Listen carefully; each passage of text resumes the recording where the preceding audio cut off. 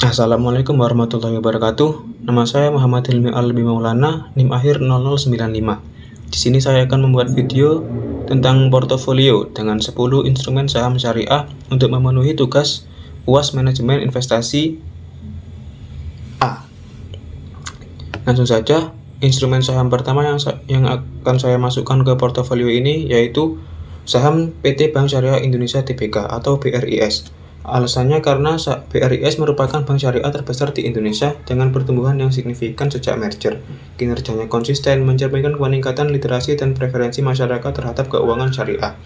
Saham ini menjadi tulang punggung sektor perbankan syariah di Indonesia dan sudah terdaftar di Daftar Efek Syariah atau DES, sepenuhnya berbasis syariah karena produk dan operasinya mengikuti akad-akad syariah seperti mudharabah dan murabahah. Yang kedua ada saham PT Telkom Indonesia Tbk atau TLKM. Alasannya karena perusahaan TLKM diklaim sebagai yang terbesar dalam sektor telekomunikasi.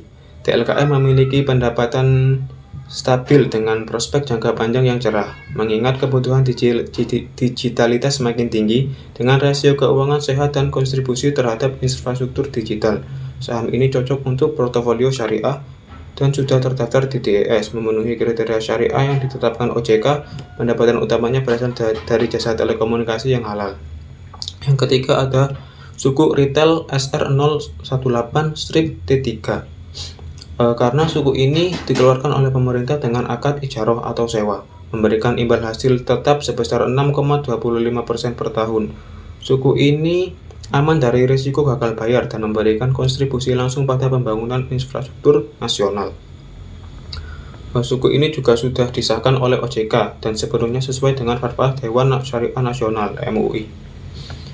4. Ada saham PT Indofood CBP Sukses Makmur Tbk atau ICBP. Karena produk Indofood seperti Indomie merupakan kebutuhan pokok yang permintaannya stabil bahkan pada kondisi ekonomi yang sulit. ICBP menawarkan fundamental kuat dan pertumbuhan pendapatan yang stabil. ICBP ini sudah terdaftar di DES. Pendapatan utamanya berasal dari sektor makanan halal tanpa unsur riba atau gharar. Yang kelima ada reksadana Syailendra Syariah Equity Fund.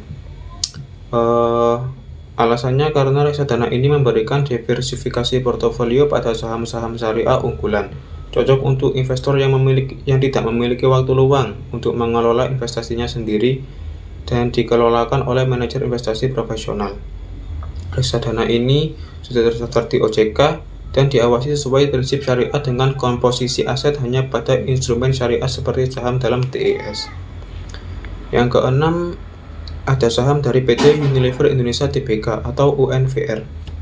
Karena Unilever memproduksi barang konsumsi sehari-hari seperti sabun dan deterjen yang menjadi kebutuhan masyarakat luas. Fundamentalnya stabil dengan dividen konsisten bagi investor.